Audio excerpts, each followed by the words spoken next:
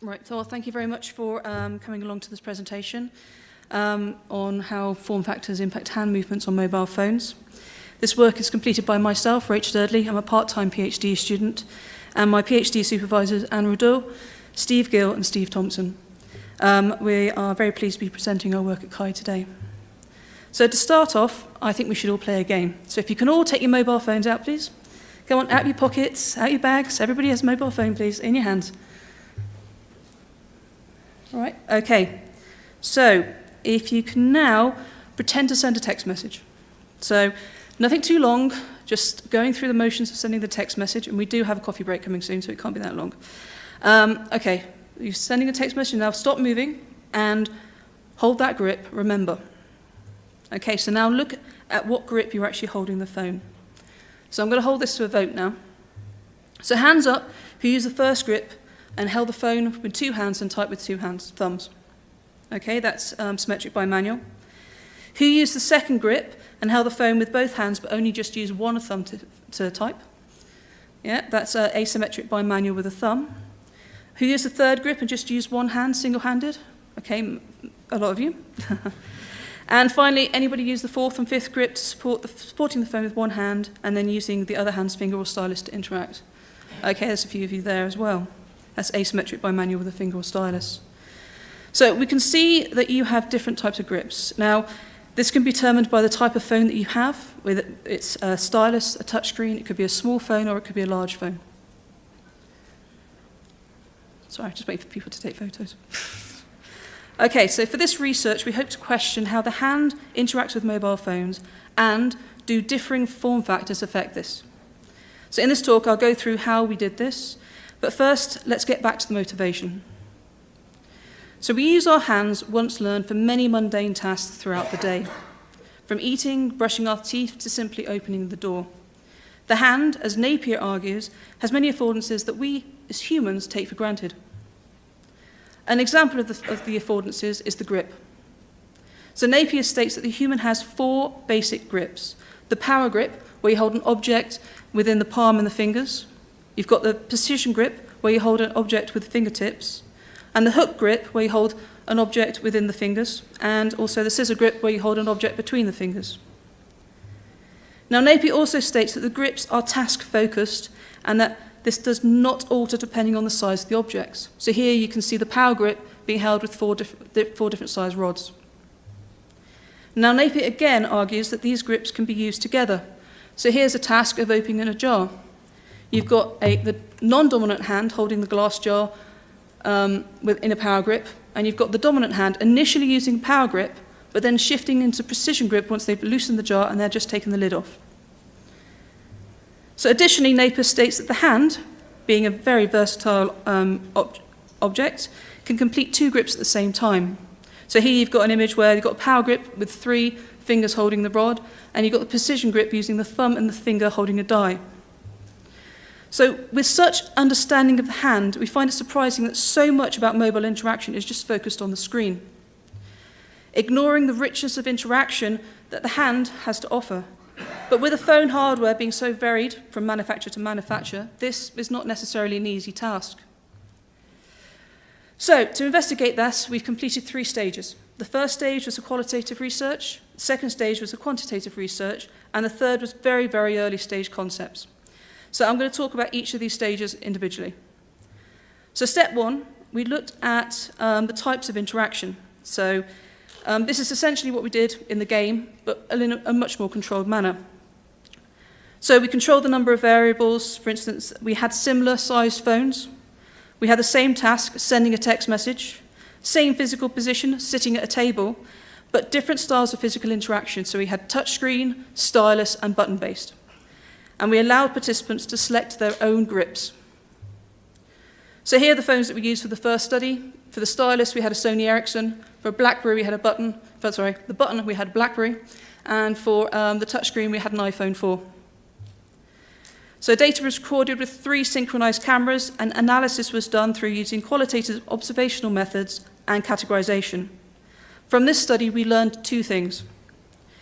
Each interactive method seemed to use different grips. So the touchscreen had 4 different grips, the keyboard had 3 different grips, and the stylus one grip, which wasn't really all that obvious because we told them to use the stylus.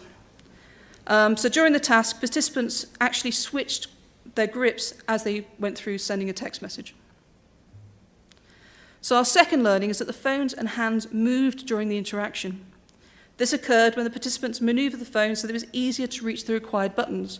So if we look at the images, you can see the first image, the fingers are drawn closed, and the second image, the fingers are relaxed. This change in position allows for the thumb to reach the required action item.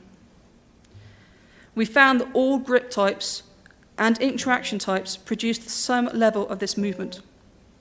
Here we show that movement. Red is the starting point and blue is the end point. So what we realised with this first study is that participants use the hand far greater than we expected. So we've done one study looking at different phone types, but we wanted to understand how these grips and movement were affected by other form factors such as size. So the next step was to conduct a quantitative study. We again controlled the variables.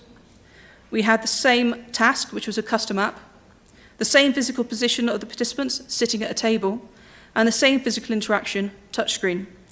And we had a range of grips which we gathered from the touchscreen phone in the previous study. So we had different phone sizes. So for this particular task, we used the iPhone 4, 5, 6, and 6 Plus. Here are the phones there. So you can see the different size ranges. So we built a custom app using JavaScript and HTML, and the app had 3 main screens. So the first screen is a grip, which told the participant which one to use. We then had the neutral screen, and then we had the target. So here's a clip of myself using the custom-built app, with the initial grip being that of single-handed.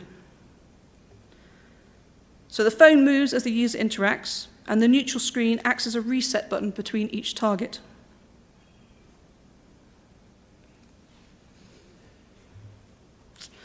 So the app randomized the targets between 8 positions, 4 large movements and 4 small movements. 4 positions within the functional area, which is the natural rotation of the thumb, and 4 positions in the non-functional area of the thumb. So we can find out more about the functional area reading the paper, Modelling the Functional Area of the Thumb on Mobile Touchscreen Surfaces. So visual data was recorded by 2 synchronized cameras, but the main data was gathered through the app. So we used the phone's inbuilt sensors to record the movement along the alpha, beta, and gamma. And we used the custom app to timestamp the location of the taps, the grips used, the targets used, the physical position of the phone, and also which participant it was. So the analysis was done using quantitative methods by performing ANCOVA on the sum of absolute values on the accelerometer movements on each axis. This allowed us to include the participants' hand sizes within the data. Please see the paper for more details about this analysis. So, what did we learn? We found that both the grip and the phone size had an effect on the phone movements. The grip's movement statistically showed that the least movement was the asymmetric bimanual with the finger. The next was followed by symmetric bimanual, then asymmetric bimanual with the thumb, and finally, with the most movement was single-handed. The phone size statistically showed that the iPhone 4 and 5 had less movement than the iPhone 6 and 6 Plus. However, we couldn't statistically define any difference between the 4 and 5 and the 6 and 6 Plus. We performed post hoc comparisons using least significant difference, here showing the estimated means of the phones. So for this graph, the x-axis is showing the 8 targets, and the y-axis is the range of motion of the 4 different mobile phone sizes. So I'll just go into that in a bit more detail. So we found that the targets 4 and 8, this is the functional area of the thumb and also the small movements, produced the least amount of movements. The next was 5 and 7, but the non-functional area of the thumb. And then the targets 1 and 4, which is the functional area of the thumb, but with the larger movement. And finally 2 and 3, which is the non-functional area and the larger movement again. We looked at the mean values of the rotational movement of all 3 axes and compared that to the grips. The phone's alpha had the least movement, whereas the gamma had the most. The exception is asymmetric bimanual with a finger that appeared to show only marginal increase in the gamma. We also looked at the main values of the movement and compared that to the phone sizes.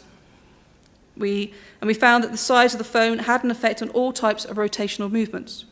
Again, the phone's alpha had the least movement and the gamma had the most. After each phone was used, we asked the participants to rate the phone using a Likert scale. So we first asked the participants how secure they felt using the phone. In the graph, the x-axis is showing the phone sizes, the iPhone 4, 5, 6, and 6 Plus, and the y-axis is the score that the participant gave. So rated the lowest was single-handed, which is the blue line, statistically rating less secure for the 5, 6, and 6 Plus. However, we can see that most felt secure using bimanual interaction. Second, we asked participants how comfortable it was using the phone. Bimanual asymmetric with the finger remains consistent and is the preferred grip for the iPhone 6 and 6 Plus. The data of the single-handed grip corresponds to the participants' comments. The iPhone 4 and 5 allowed for them to grasp the phone and reach the target areas easily. With the increase in size, so going up to the 6 and 6 Plus, the difficulty was found holding the phone and reaching the target.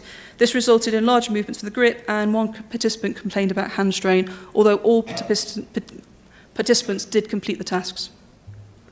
Third, we asked the participants what was their most popular grip, and the ratings for popular was very similar to comfort. The final step of this process is how we could use this research to help designers. So first of all, we've added in the paper the data of the mean angles and targets of the grips. So here we've got a list of things including the phone movements, the phone size, the targets, and grips used. Secondly, we've developed some very early concepts, and they were all about tilting, so we'll just go through those in a second. So the adaptive keyboard, this takes into account how the participant tilts the phone from side to side, horizontally. The concept allows the keyboard to slide as the phone tilts, placing the required letters in an easy-to-reach position with a thumb. The second is adaptive scrolling. Now this takes into account how the participants tilted the phone vertically. Here, lowering the navigation bar items to place them within reach of the thumb. So the final concept was the adaptive homepage. This takes into account how the participants tilted the phone horizontally and vertically. In this concept, the homepage icons moved closer to the dominant hand as it was tilted. So, as a summary, I've presented to you our approach on how to explore different form factors and how that will affect movement, and how our results can be used potentially for designers. So as we can see from this slide, we have still a number of factors to still investigate. So our future work, we'd like to do two things. First, run a third study that investigates the effects of physical positions with how mobile phone is used, so sitting, standing, walking. And the second is to run a workshop with some interaction designers to see how they can use the findings of this research. I'm personally looking forward to the designing workshop. So I'd just like to finish with a special thanks to SOMO for lending the mobile phones and tablets in the second study. And thank you for listening to this talk, and I'll take any questions.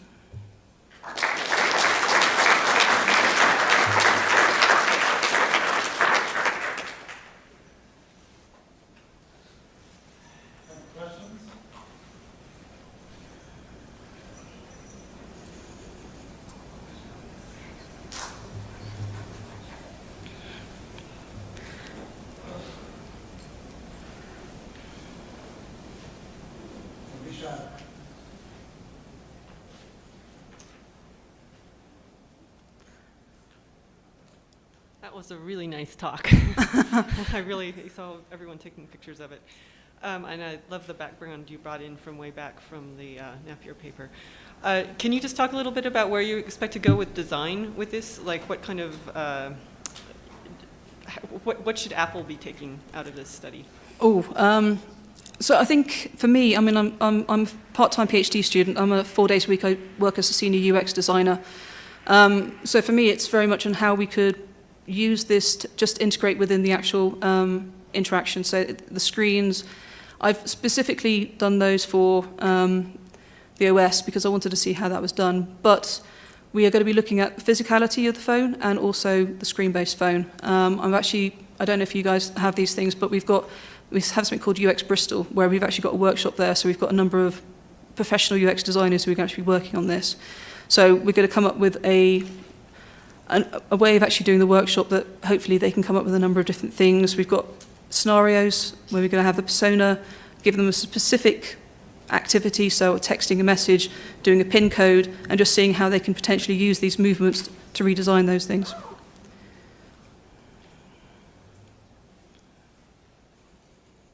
Okay, let's thank our speaker and all